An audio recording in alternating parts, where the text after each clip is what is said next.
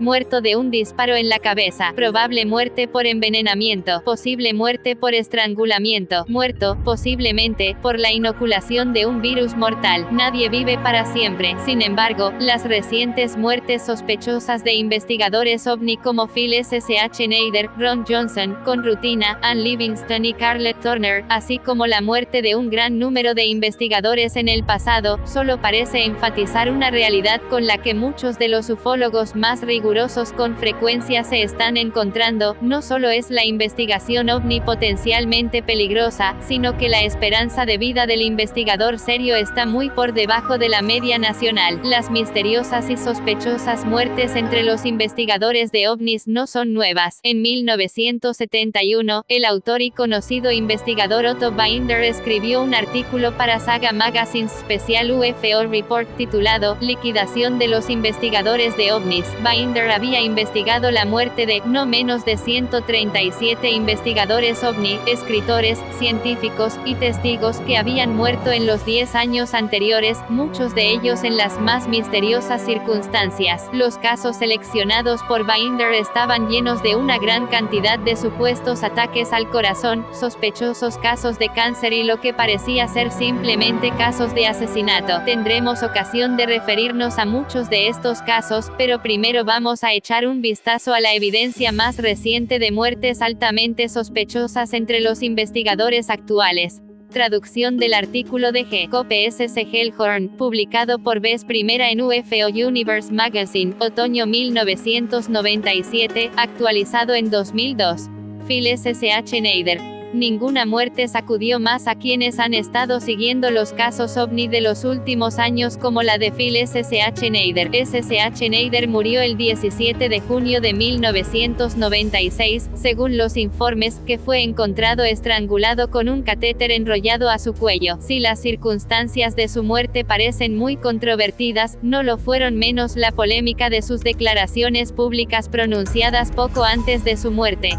Phil S.H. Nader fue un geólogo autodidacta y experto en explosivos. De las 129 instalaciones subterráneas profundas que S.H. Nader creía que el gobierno de E.U. había construido desde la Segunda Guerra Mundial, afirmaba haber trabajado en 13 de ellas. 2 de estas bases eran de las más importantes, incluyendo la instalación de bioingeniería, sobre la que circulaban muchos rumores, en Dulce, Nuevo México. S.H. Nader mantenía que seres extraterrestres del tipo conocido como grises trabajaron codo con técnicos norteamericanos. En 1979, se produjo un incidente que provocó un tiroteo en el que 66 miembros del servicio secreto, el FBI y los Boinas Negras murieron junto con un número no especificado de los grises. Allí fue donde él fue herido en el pecho por el rayo de un arma que más adelante le causaría su enfermedad.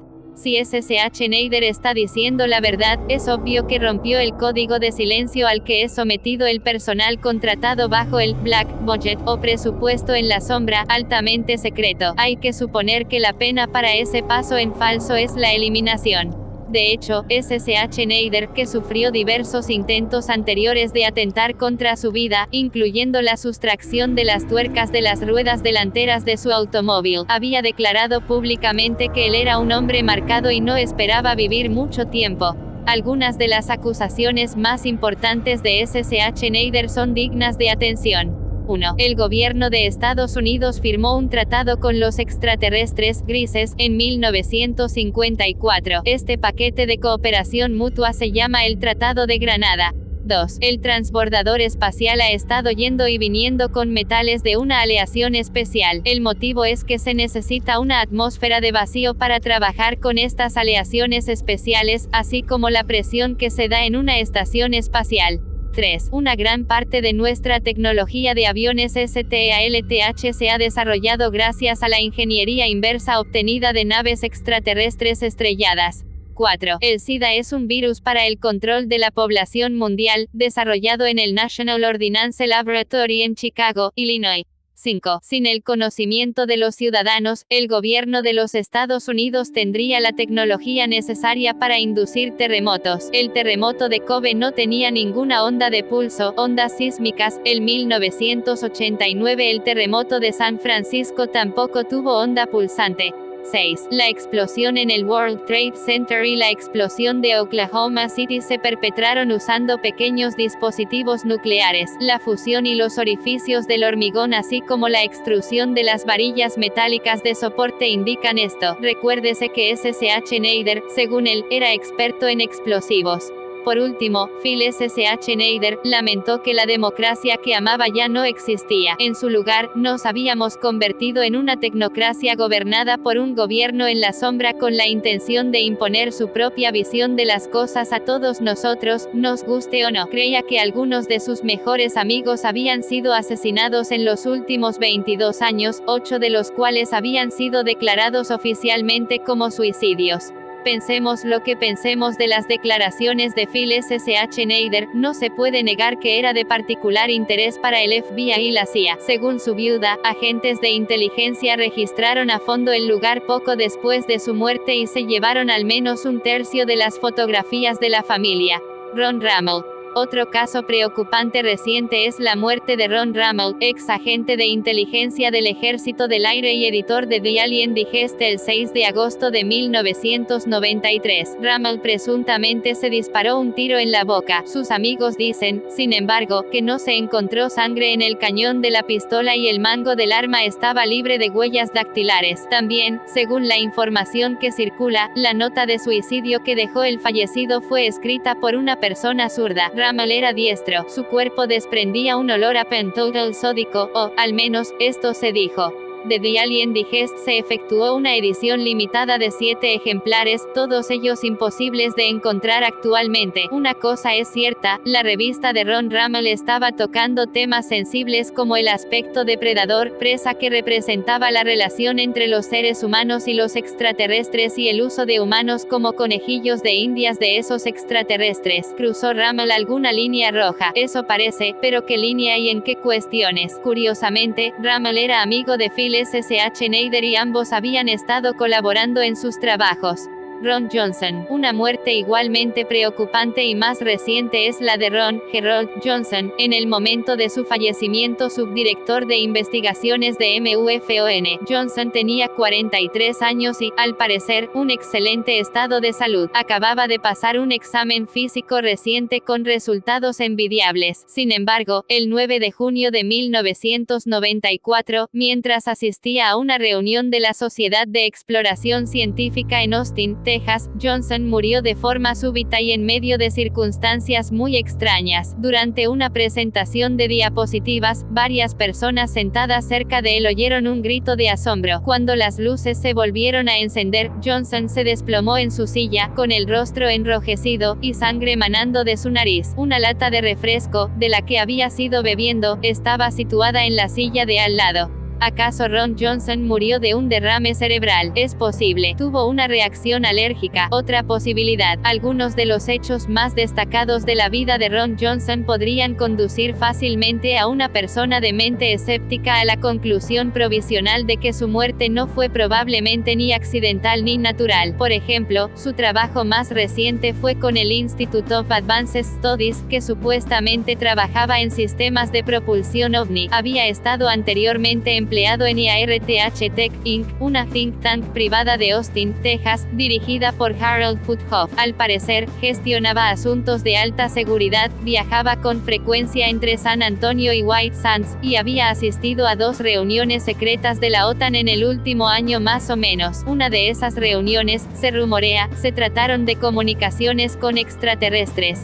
Aunque de edad avanzada, hay algunos que creen que también la muerte del Dr. Hynek fue debida a circunstancias extrañas, dado el alto número de investigadores que han muerto de tumores cerebrales o cáncer. Si todos o la mayoría de los hechos ofrecidos anteriormente son ciertos, una cosa parece evidente: Johnson hacía un doble juego. Esto en sí era muy peligroso, y pudo haber pagado el precio más alto en su intento de servir a más de un amo.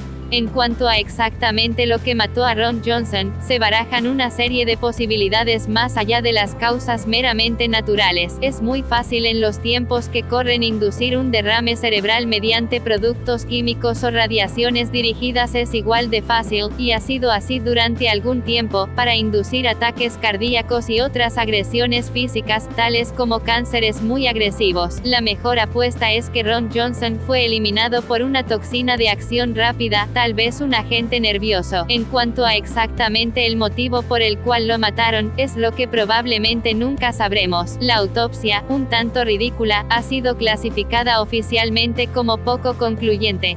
Como nota al margen, una enfermera de regreso a su casa en Austin, poco después de la muerte de Johnson, reportó una muerte en similares circunstancias que sucedió a bordo del avión en el que viajaba. Cuando ella trató de moverse hacia atrás para ofrecer su ayuda, se le impidió enérgicamente hacerlo. Podría ser, uno se pregunta, que algún agente, a través de un accidente, fuese víctima de sus propias maquinaciones. Esta idea aporta una nota agradable de justicia poética, si de hecho, hubiera sido este el escenario. Ann Livingston. Otra muerte que implica elementos de alta extrañeza es el de Ann Livingston, quien murió a principios de 1994 de una forma súbita a causa de cáncer de ovario. Livingston se ganaba la vida como contable, pero era también investigadora de MUFON y de hecho, publicó un artículo titulado Acoso electrónico y abducciones alienígenas, en el MUFON Journal de 1993. El artículo fue muy crítico con Julian McKinney, directora del proyecto de vigilancia electrónica de la Association of National Security Alumni. McKinney descarta el fenómeno ovni, creyendo que lo que pasa por tal es más a menudo una especie de estratagema del gobierno u otro organismo, ya sea en forma de aparatos experimentales o de psicología experimental.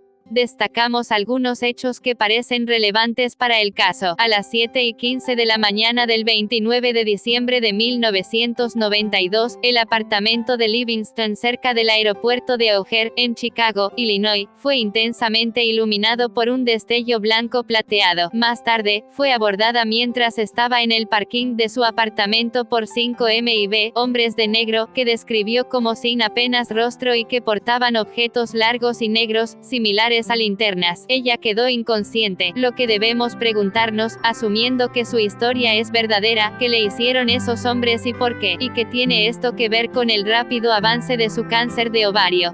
No es un hecho bien conocido que Ann Livingston había sido abducida anteriormente. Su amiga, Fran Heiser, declaró que Ann Livingston había conocido a dos personas bien parecidas, un hombre y una mujer, en un viaje anterior a México. Para sorpresa de Livingston, el hombre le dijo que la señora joven y atractiva con la que estaba, en realidad era su hija, Scarlett Turner.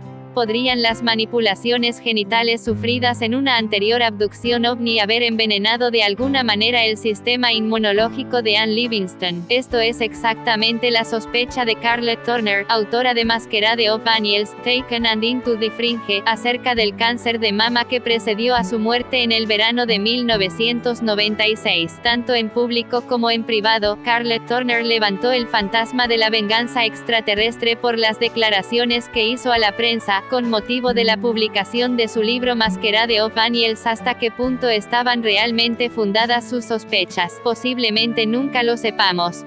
¿Quién o qué está matando a los investigadores de ovnis, hoy y en el pasado?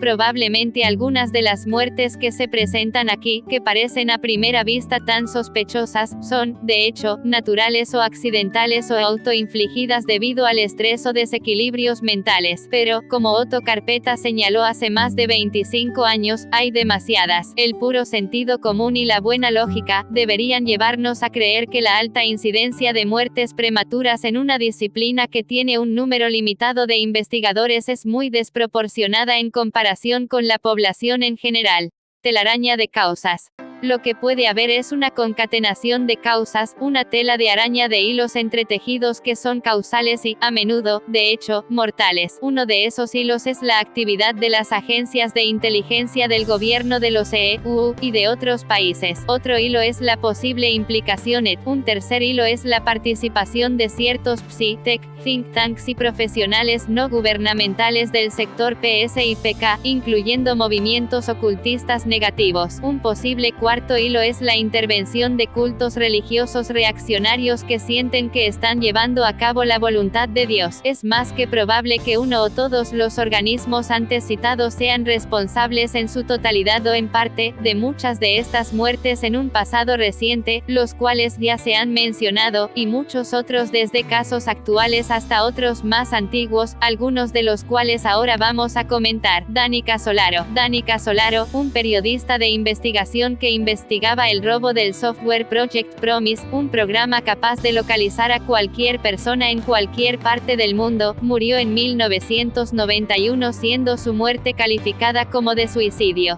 Casolaro también estaba investigando asuntos relacionados con casos ovni de la base Pine Gap, cerca de Alice Springs en Australia, el Área 51 y experimentos gubernamentales en bioingeniería. Mae Bussell. No hace mucho tiempo, Mae Bussell, un valiente locutor de radio y periodista de investigación, murió de un cáncer de acción rápida al igual que Ann Livingston y Carlette Turner. Bussell estaba sumamente interesado en la ufología. Los directores de la PRO, Coral y Jim Lorenzen, un grupo de investigación ovni con sede en Tucson, ambos murieron de cáncer. Dex Layton, el astronauta, estaba a punto de efectuar unas declaraciones acerca de sus experiencias ovnis, pero el cáncer también intervino. Brian Lynch, joven psíquico y contactado, murió en 1985, supuestamente por una sobredosis de drogas. Según la hermana de Lynch, Geraldine, un año antes de su muerte Brian fue contactado por un agente de inteligencia que trabajaba para una empresa Psi-Tech de Austin, Texas. Geraldine dijo que le contaron a Brian que estaban experimentando con técnicas de guerra psíquica. Después de su muerte, se encontró una nota entre sus efectos personales con las palabras 5 millones del Pentágono para el proyecto Scanate. El capitán Don Elkin.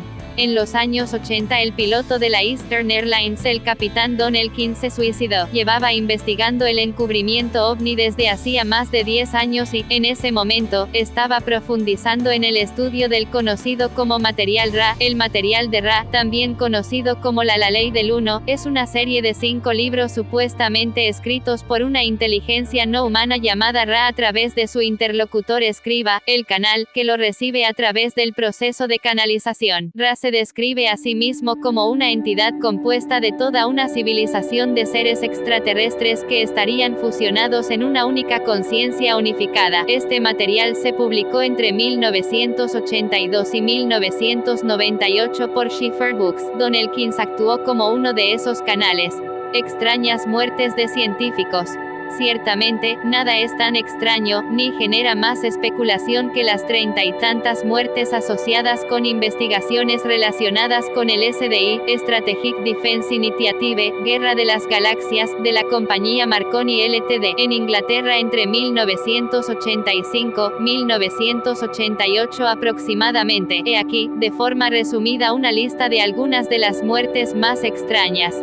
Roger Hill, un diseñador en Marconi Defense Systems, supuestamente se suicida del disparo de una escopeta, en marzo de 1985. Jonathan Walsh, experto en comunicación digital empleado por GS, empresa matriz de Marconi, cae desde la habitación de su hotel, en noviembre de 1985, después de haber comentado que temía por su vida. Asad Zarif, otro científico de Marconi, en octubre de 1986, según informes, ató una cuerda alrededor de su cuello, y luego ató el otro extremo a un árbol, se puso al volante de su coche y pisó el acelerador con los resultados predecibles.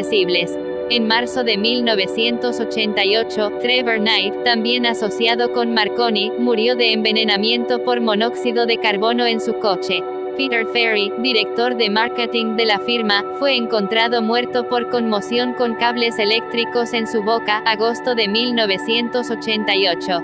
También durante el mismo mes del mismo año, Alistair Beckham fue encontrado conmocionado con cables eléctricos conectados a su cuerpo y su boca llena con un pañuelo. Era un ingeniero de la firma Plessey Defense Systems, colaboradora de Marconi.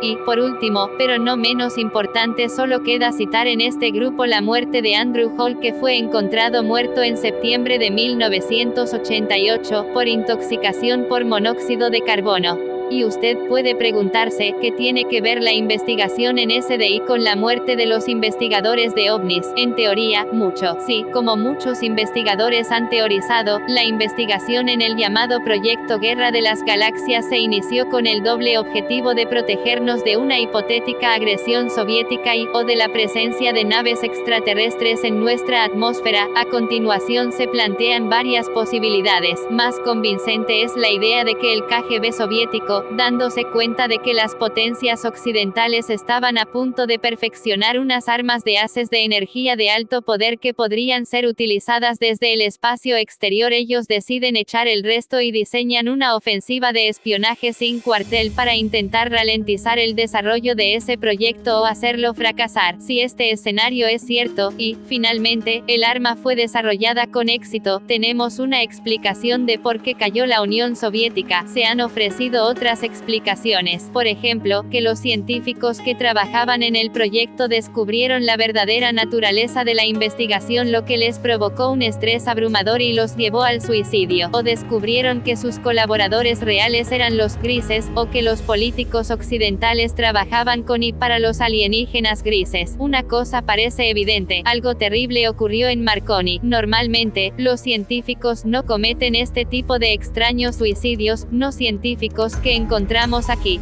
Otra posibilidad es que un contingente de extraterrestres hostiles se hubiese enterado de los proyectos desarrollados por GS, Marconi y sus afiliados y para protegerse ellos mismos indujeran suficiente trauma psíquico en la mente de muchos de los científicos para conducirles al suicidio. Pero si esto es así, ¿por qué se han detenido las muertes? Se ha dejado de lado el proyecto. Altamente improbable. Lo más probable es que el proyecto se terminara alrededor de 1988 y sea lo que fuera armas de haces de energía o cualquier otra cosa, está actualmente en funcionamiento. Ciertamente, ni el público en general, y ni siquiera la mayoría de los ufólogos, parecen completamente conscientes de los riesgos reales que corren los investigadores ovni. De hecho, los ufólogos que son conscientes de las muertes sospechosas de algunos de sus colegas en los años 50 y 60, parecen creer que todo lo que las agencias gubernamentales de entonces han suavizado sus tácticas en los 80 y 90. La evidencia, como hemos indicado, no parece justificar esa conclusión.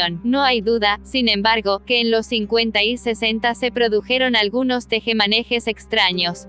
Giuseppe M. C. Donald. Sin lugar a dudas, las muertes más intrigantes, y quizás espantosas, en ufología fueron las de Dorothy Kilgallen, M.K. Giuseppe y el Dr. James M. C. Donald, el primero en un presunto accidente, los dos últimos supuestos suicidios. Los detalles de estas muertes, a pesar de las declaraciones oficiales en sentido contrario, son, cuanto menos, preocupantes. Cada uno de los tres individuos parecían tener muchos motivos para vivir, todos tenían éxito en sus trabajos, y cada uno de ellos estaba profundamente inmerso en el, por aquel entonces, relativamente nuevo problema que representaba el fenómeno ovni. Dorothy Kilgallen. Dorothy Kilgallen fue la periodista de prensa más famosa en su día, destinada en Inglaterra de 1954 a 1955, y al corriente de los secretos de la sociedad inglesa al más alto nivel. Envió dos inusuales artículos que pudieron haber contribuido a su muerte. El primero, lanzado en febrero de 1954, menciona una reunión especial muy secreta de los jefes militares del mundo que tendrá lugar el verano siguiente. El 1955 segundo artículo, poco antes de su muerte producida por una supuesta sobredosis de pastillas para dormir y alcohol, al estilo de Marilyn Monroe, citaba a un funcionario británico no identificado de rango ministerial,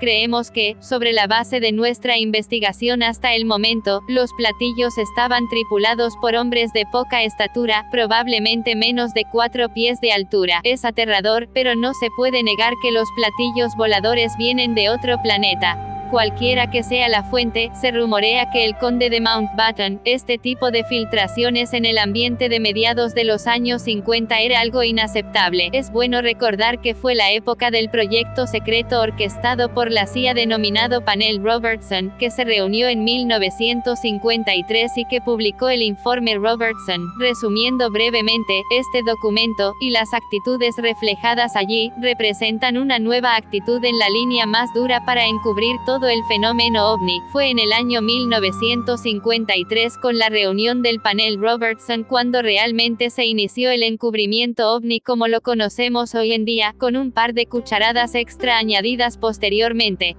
Fue la muerte de Dorothy Kilgallen realmente accidental. Parece que hay indicios de que tuvo ayuda. El Dr. James McDonald, físico senior del Instituto de Física Atmosférica y también profesor en el Departamento de Meteorología de la Universidad de Arizona, murió en 1971, supuestamente de una herida de bala en la cabeza. Nadie trabajó tan duro en los años 60 como McDonald para convencer al Congreso de que el subcomité mantuviera reuniones de alto nivel para investigar la realidad del fenómeno ovni del que estaba totalmente convencido. Fue sin duda una espina clavada para todos los que mantenían el encubrimiento oficial y, ni que decir tiene que su muerte fue para ellos una bendición. McDonald, supuestamente víctima de una depresión, se pegó un tiro en la cabeza, pero, desafortunadamente, no murió. Quedó postrado en una silla de ruedas, pero de alguna manera, varios meses después de su primer intento, supuestamente subió a un automóvil, se dirigió a una casa de empeños, compró otra pistola, desde su silla de ruedas condujo hasta el desierto y se pegó un tiro. Qué oportuno, se puede pensar, para sus enemigos. Y, sin duda, McDonald había hecho enemigos. La pregunta es, ¿hasta qué punto esos enemigos ayudaron o facilitaron la muerte de este influyente y digno defensor de los ovnis?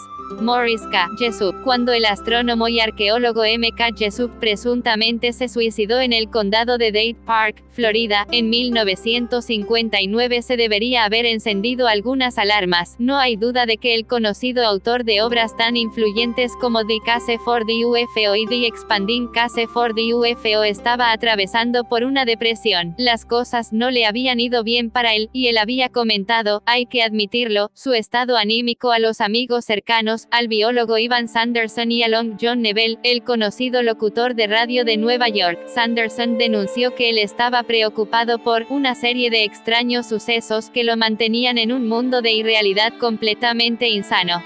Fue la imposibilidad de Jessup de enfrentarse a ese momento, completamente loco, o estaban allí, tal vez, determinadas fuerzas con un plan preconcebido para llevar a Jessup al límite. Anna Henslinger investigó a fondo su muerte. Su conclusión, él estaba bajo algún tipo de control. Hay que recordar que, esta era la época de los experimentos secretos de control mental por parte de agencias gubernamentales y que han sido recientemente descubiertos. Ciertos hechos sobre el caso plantean serias dudas. Por ejemplo, contraviniendo la ley estatal, no se realizó la autopsia del cadáver. El sargento Owen Klein, que estaba en la escena poco después de que fuera descubierto el cuerpo de Jessup, ha dicho para que conste, todo parecía demasiado profesional. La manguera del tubo de escape del coche estaba conectada, y esta era, extrañamente, la manguera de la lavadora. Jessup murió en hora punta, con más tráfico de lo normal pasando por el lugar. Él había recibido la visita de Carlos Allende, 3 días antes de su muerte y según su esposa, había estado recibiendo llamadas telefónicas extrañas. Sabemos que la Marina estaba muy interesada en lo que estaba haciendo, y todos sabemos, o deberíamos saber, que es la ONI, Oficina de Investigaciones Navales, la que ha estado en la vanguardia, desde el principio, del encubrimiento ovni, y que estaba investigando Jessup en ese momento que fuera de especial interés, algo que era alto secreto y que lo siguió siendo durante algún tiempo, el experimento Filadelfia. El Dr. James McDonald trató de convencer al Congreso para que abordara la situación del fenómeno ovni. Murió poco después de dispararse a sí mismo. El fallecido astrónomo M. K. Jessup, que fue el primero en revelar detalles del experimento Filadelfia, murió pocos meses después. Frank Edwards, comentarista de noticias, murió de un presunto ataque al corazón el 24 de junio de 1967, justo en el 20 aniversario del avistamiento de Kenneth Arnold. ¿Una coincidencia? Probablemente no. Varios otros ufólogos prominentes murieron el mismo día. Arthur Bryant, el contactado, Richard Church, presidente de CIGI UFO y el escritor, Willie Ley. Las circunstancias que rodean la muerte de Edwards, que como James M. Donald estuvo presionando para que se convocaran reuniones de los subcomités del Congreso, plantean grandes preguntas. Se da la circunstancia de que la World UFO Conference se celebraba en la ciudad de Nueva York, en el Hotel Commodore en ese mismo día en junio, presidido por el editor y escritor sobre ufología Gray Barker. Barker declaró públicamente que había recibido 2 cartas y una llamada telefónica amenazando con que Frank Edwards, quien no estuvo presente, no estaría vivo para el final de la conferencia. Definitivamente parece que alguien estaba enviando un mensaje. Como secuela infeliz de estos sucesos, Rep. Rouse, quien había estado apoyando a Edwards en su campaña para llamar la atención del Congreso con el tema OVNI, murió de un ataque al corazón parecido al poco tiempo. Los anales de la ufología están alarmantemente llenas de muertes de investigadores, de cánceres inusuales, ataques al corazón, suicidios cuestionables y todo tipo de sucesos extraños. ¿Acaso el ex secretario de Defensa James Forrestal realmente se suicidó como se pretende hacernos creer saltando por una ventana del hotel en la misma época que unos ovnis se estrellaban en el desierto al suroeste del país? ¿Fue realmente la zambullida suicida del escritor de ufología Damon Runyon de un puente de Washington D.C. en 1988 un acto de su propia voluntad? ¿Qué le pasó realmente al Dr. B. Noel Opan que, en 1959, después de una supuesta visita de los MIB, desapareció, como lo hizo Edgar Harrold, el ufólogo australiano, en 1960? ¿Cómo se explica la racha de ataques al corazón que afectó a tantos investigadores? Frank Edwards, Rep. Rouse, el escritor H.T. Wilkins, Henry E. Koch, director de publicidad de la Universal Research Society of America, el escritor Frank Scully y el contactado George Adamski. ¿Cómo relacionamos con precisión el gran número de supuestos suicidios, entre ellos, el Rep. Della Larson, contactado, la escritora Gloria Lee Baird, Marie Ford, la aficionada a los ovnis que descubrió el cuerpo de Larson, el investigador Doug Hancock y, más recientemente, el investigador Ferron Hicks? ¿Qué hacemos con el desmesurado número de muertes por cáncer que salpican el campo de los ovnis y ponen a prueba nuestra credulidad? El investigador canadiense Wilbert B. Smith, el investigador brasileño Dr. Olavo Fontes, los investigadores Jimmy Coral Lorenzen, y la muerte de biólogo Ivan Sanderson y el fundador del CUFOS James A. Hynek, ambos de un cáncer cerebral poco común.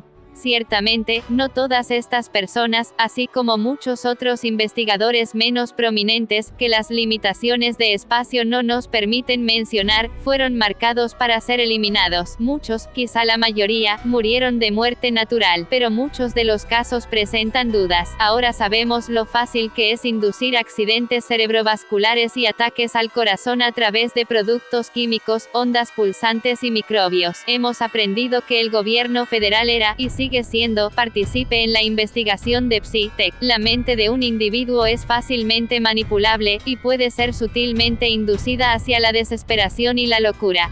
El fallecido Ivan T. Sanderson murió inesperadamente. Fue jefe de un importante grupo de investigación de fenómenos paranormales y del fenómeno OVNI.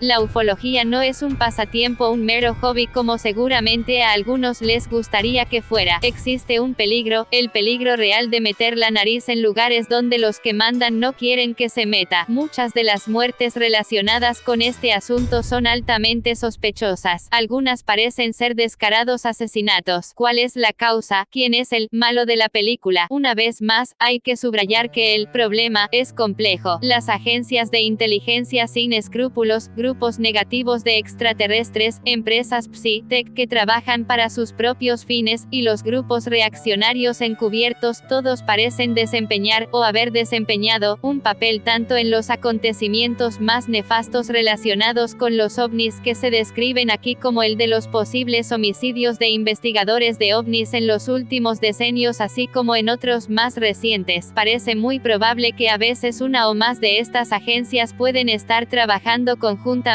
ya sea con o sin el conocimiento de la presencia de la otra. ¿Qué podemos hacer al respecto? Varias cosas. Podemos informarnos como buenos ciudadanos democráticos, y podemos informar a los demás. Podemos y debemos poner nuestro grito en el cielo cuando se sospecha que existe juego sucio. Si queremos proteger nuestras vidas y las esperanzas democráticas que decimos que valoramos, entonces no debemos caminar, silenciosos e ignorantes, en la noche, fingiendo una inocencia que no hemos ganado. ADDNDA. Dado que el artículo anterior fue escrito hace tiempo, han habido otras muertes notables en este campo, entre ellos William Cooper, autor del libro clásico Behold a Pale Horse y locutor de radio, muerto en extrañas circunstancias en un enfrentamiento con la policía. Esta fue la noticia.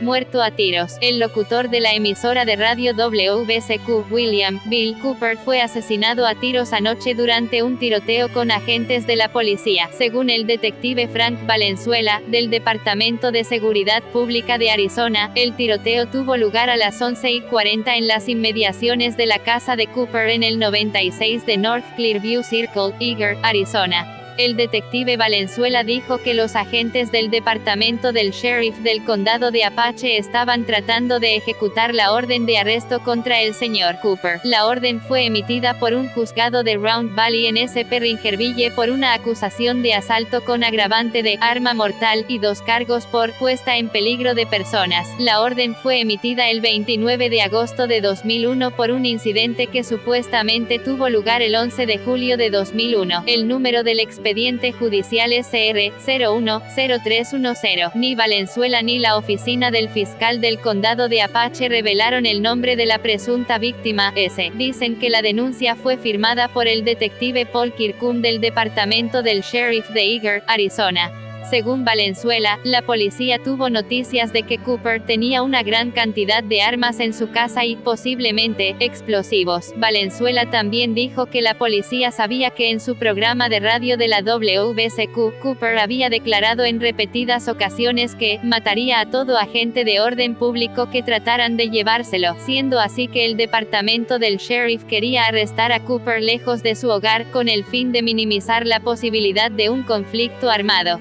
Según la policía, Cooper vivía en una colina con vistas a varias zonas sin edificar y otras casas más abajo. Pese a no ser el dueño de los terrenos por debajo de su casa, Cooper era conocido por perseguir a adolescentes y parejas de enamorados de la zona, y la policía decidió utilizar esto para atraer a Cooper lejos de su casa. El detective Valenzuela dijo que 2 agentes de paisano del sheriff fueron enviados en una camioneta pick-up a la zona de debajo de la casa de Cooper. Había también 2 agentes uniformados en la parte trasera del pick-up. Como esperaban, Cooper condujo a esa zona desde su casa e increpó a los 2 agentes de paisano que salieran.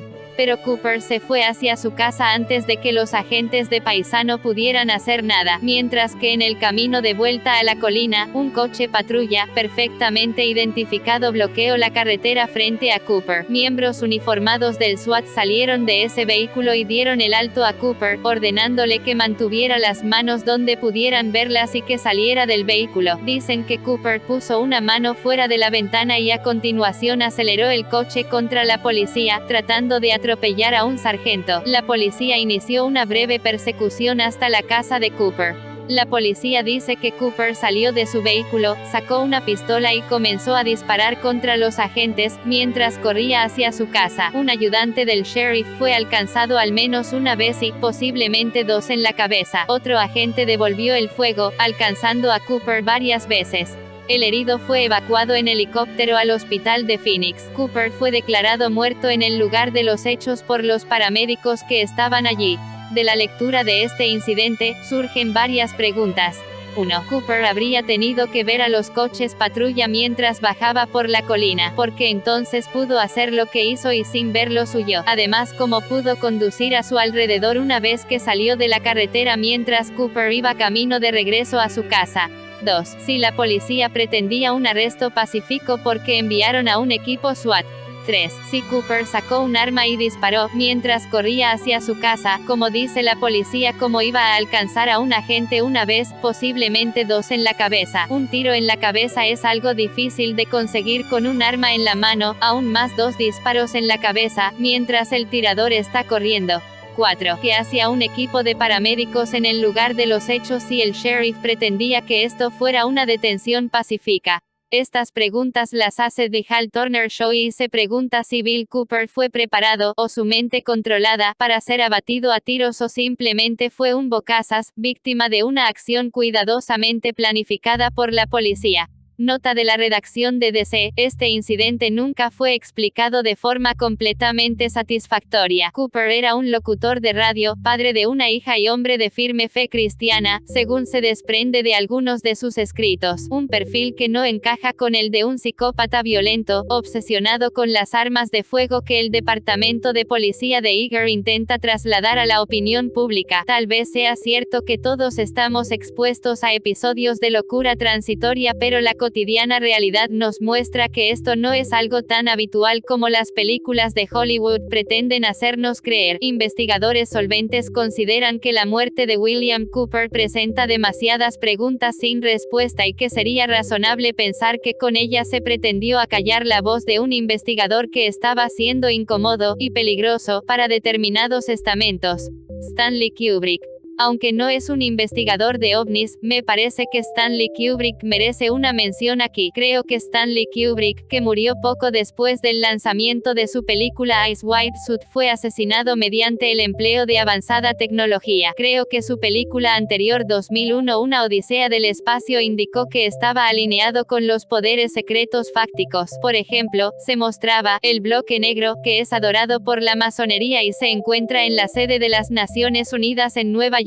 Sin embargo, la gente cambia. No realizó ninguna película durante 20 años antes de que produjera Ice White Suit. Esta película se mantuvo en secreto hasta su estreno. Incluso los críticos no la pudieron ver hasta el día de su lanzamiento. La mayoría de la gente no sabía qué hacer con ella. No es reconocida por lo que creo que era, es decir, un documental, del tipo de los rituales religiosos y los poderes que están involucrados. En la película Tom Cruise se cuenta hacia el final algo así como: si usted supiera quiénes son estas personas, usted no dormiría por las noches. Creo que Kubrick al final se volvió hacia el lado bueno, y quería sacarle información a la gente. Creo que Kubrick murió a manos de la tecnología avanzada de las personas con las que una vez estuvo alineado. Aunque sobre el tema de Ice White Suit, me he preguntado si Tom Cruise y Nicole Kidman también fueron castigados por actuar en esta película, mediante la ruptura de su matrimonio. Después de todo, la película no habría sido ni de lejos tan famosa si no hubieran actuado en ella. El gobierno secreto tiene tecnología que puede transmitir a la gente para provocarla a romper matrimonios. No soy el único que piensa esto. Lo he leído en otros lugares en la red. Estoy seguro que la mayoría de los lectores también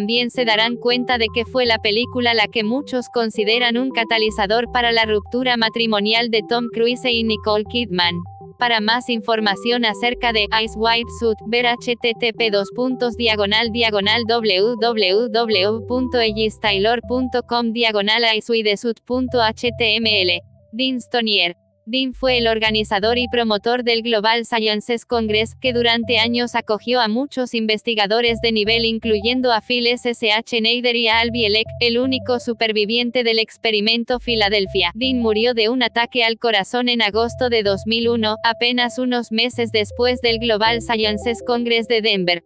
Jim Keith. Jim Keith murió en 1999, autor de numerosos libros, entre ellos Mind Control, World Control. Jim murió en el hospital durante una intervención quirúrgica para reparar una fractura en la pierna que se hizo mientras asistía al tristemente célebre festival Burning Man en Nevada. Al parecer, un coágulo de sangre se liberó durante la intervención y llegó al corazón causándole un edema pulmonar. Las muertes repentinas y sospechosas de 11 de los principales microbiólogos del mundo. ¿Quiénes eran? 12 de noviembre de 2001 Benito que, se dijo que fue golpeado en un estacionamiento de Miami y murió posteriormente. 16 de noviembre de 2001 Don C. Wiley desapareció. Fue encontrado el 20 de diciembre. Los investigadores dijeron que sufrió un mareo en un puente de Memphis y murió al caer al río. 21 de noviembre de 2001 Vladimir Paseknik, ex microbiólogo ruso de alto nivel que desertó en 1989 al Reino Unido y que, al parecer, murió de un derrame cerebral. 10 de diciembre de 2001 Robert M. Schwartz murió apuñalado en Leesburg, Virginia. Fueron detenidos 3 satanistas. 14 de diciembre de 2001 Nugent Bansett murió en un compartimento estanco lleno de nitrógeno en su laboratorio en Geelong, Australia. 9 de febrero de 2002 Viktor Korsunov apareció con un golpe en la cabeza cerca de su casa en Moscú. 14 de febrero de 2002 Ian Langford fue encontrado parcialmente desnudo y metido debajo de una silla en Norwich, Inglaterra. 28 de febrero de 2002 Residente en San Francisco, Tanya Holzmayer fue asesinada por un colega microbiólogo, Guyan Wang, quien le disparó mientras le traía una pizza y luego aparentemente se suicidó. 24 de marzo de 2002 David Wynne Williams murió en un accidente de tráfico cerca de su casa en Cambridge, Inglaterra. 25 de marzo de 2002 Stephen Mostow del Health Sciences Centre de Colorado, asesinado en un avión en el que volaba hacia Denver. Ron Bonds vendía conspiraciones. The Atlantan publicó libros sobre misterios sin resolver y fenómenos inexplicables, desde el asesinato de Kennedy a los inquietantes helicópteros negros del nuevo orden mundial. En la subcultura de lo paranormal, su reputación era tal que los guionistas de The X-Files le llamaban para que les diese ideas. En abril de 2001, 15 horas después de haber comido en un restaurante mexicano en Atlanta, después de una noche angustiosa de vómitos, Bonds fue trasladado en ambulancia desde su domicilio hasta el Grady Memorial Hospital, donde falleció. Durante la autopsia, el médico forense encontró grandes cantidades de sangre en los intestinos, por lo que envió una muestra de heces al Laboratorio de Salud Pública de Georgia en Decatur. El laboratorio descubrió altos niveles de Clostridium perfringens tipo A, una bacteria que a menudo se halla en pequeñas cantidades en la carne de vacuno y de aves de corral. Cuando se presenta en grandes cantidades, por encima de 100.000 organismos por gramo se considera inseguro, puede liberar toxinas que causan diarrea, vómitos y, en raras ocasiones, hemorragias. Según estimaciones del CDC se dan del orden de los 250.000 casos de intoxicaciones al año, solo 7 de las cuales con resultado de muerte. 4 días después de que Bonds comiese allí, los epidemiólogos inspeccionaron el restaurante para recoger muestras de alimentos de la cocina. Cuando la bacteria citada se convierte en peligrosa para la salud, se debe a que la carne ha sido cocinada a una temperatura demasiado baja. El laboratorio encontró 6 millones de organismos por gramo, 60 veces por encima el umbral de seguridad. Una pregunta obvia es, ¿por qué no enfermaron otras personas? Philip K. Dick. Esta noticia me llegó a través de un lector. Philip K. Dick, escritor de libros de ciencia ficción y autor de Blade Runner y Minority Report, durante varios años había sido contactado. Murió de un derrame cerebral en extrañas circunstancias el 2 de marzo de. Estaba escribiendo un libro de no ficción acerca de sus experiencias con el contacto extraterrestre. Nunca se publicó, y el manuscrito ha desaparecido. Palabras finales de editor Stephen Irelfe. Desde el campo de la investigación de los ovnis y de las actividades secretas del gobierno parece tener un montón de peligro que se le atribuye. Es muy recomendable que las personas involucradas en este solo lo hacen cuando se sienten guiados a hacerlo por Dios y la intuición y el yo superior, no porque sea emocionante o rentable, o porque el mundo necesita. Si haces lo que Dios quiere que hagas, yo creo que le dará protección. Juana de Arco se le dio protección y el éxito en las primeras etapas, cuando Dios le hablaba, pero después ella continuó por sus propios medios, sin darse cuenta de que Dios no le dijo que hacer más de lo que originalmente le pidió que hacer, y ella pagó el precio. G. P.S.C. Hellhorn, publicado por vez primera en UFO Universe Magazine, otoño 1997. Fuente, http://www.jeffpolacek.com/kt, related, articles, 129, is, someone, killing, are, UFO, researchers.